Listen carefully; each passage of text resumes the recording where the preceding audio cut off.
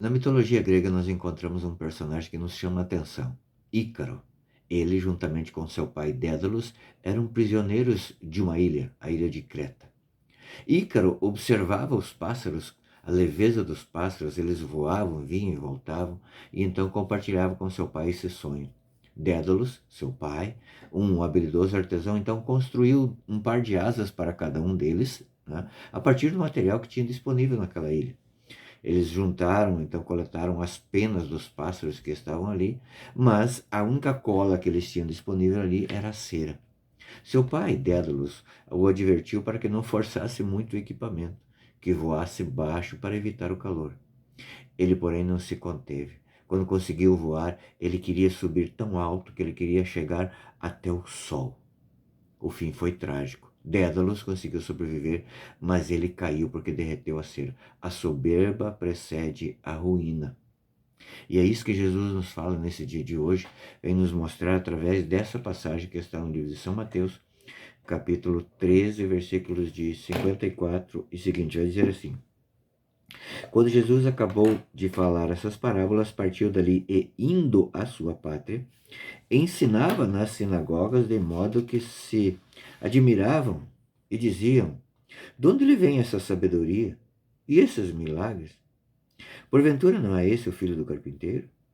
Não se chama sua mãe Maria e seus irmãos Tiago, José, Simão e Judas? Suas irmãs não vêm dentre nós, vivem entre nós? De onde vêm, pois, e a esse todas essas coisas?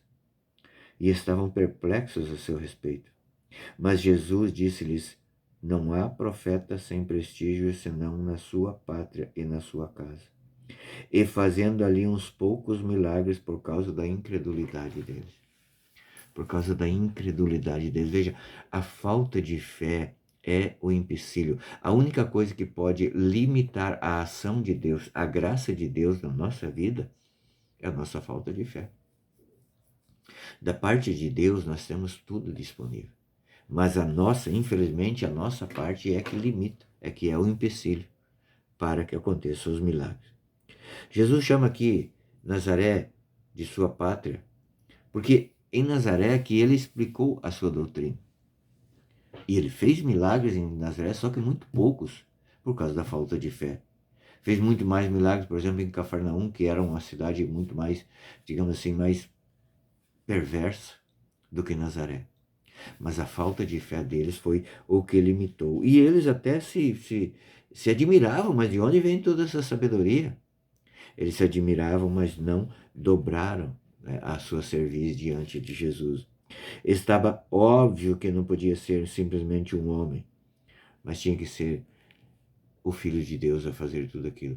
E olha que na história da salvação, nós encontramos pessoas, filhos de profetas, filhos de pessoas simples, que são admirados pelos judeus, por exemplo, como Davi. Seu pai era um homem simples, muito simples. E aqui Jesus vai falar que então, sim, ele era carpinteiro, mas o seu pai era o carpinteiro maior. Deus, nessa analogia de Santo Agostinho, é o carpinteiro. É o carpinteiro que fez, que criou o universo, que apara as arestas, que ensinou Noé a fazer a arca da aliança. Só que, infelizmente, eles não tiveram essa, digamos assim, eles não tiveram essa humildade para entender que Jesus era Filho de Deus, que nenhum ser humano jamais poderia fazer tudo aquilo. Mas falou mais forte o humano. E vamos combinar, para nós foi bom que acontecesse isso. Sim, porque o plano original de Deus era a salvação dos judeus. Talvez a nossa salvação viesse em segundo plano, não sei. Mas, por conta da estupidez deles, nós alcançamos a salvação. Mas aqui existe um alerta para nós também. Eu vejo isso muito dentro das igrejas protestantes, mas isso serve para nós também. A arrogância, muitas vezes, leva as pessoas a pecarem. A soberba precede a ruína. Essa que é a verdade. Nós, muitas vezes, nos dirigimos a Jesus como se ele fosse o nosso coleguinha. Sim, é verdade que Jesus falou, já não chamamos mais de servo, mas de amigos. Mas isso é da parte dele. Da nossa parte, nós sempre temos que entender que nós somos um nada diante de Deus. A simples palavra, quando a gente fala Jesus, isso deveria causar em nós vertigens. Uma reverência tamanha. O grande problema é que nós queremos voar como Ícaro, perto do sol, para nos colocar numa igualdade com o sol. E nós não fomos feitos para isso. Certamente nós seremos como Ícaro, né? Na nossa soberba nós cairemos. E caímos sim. E se nós não tivermos a humildade de juntar as penas de novo e começar tudo de novo, ali nós ficaremos, infelizmente, e perderemos a salvação.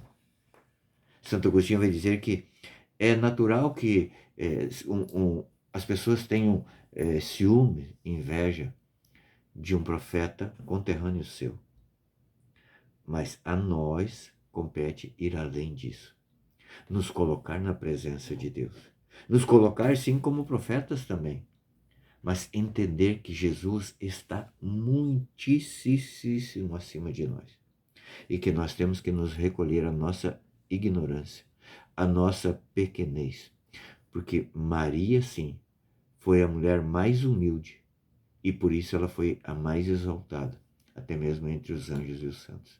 Deus te abençoe.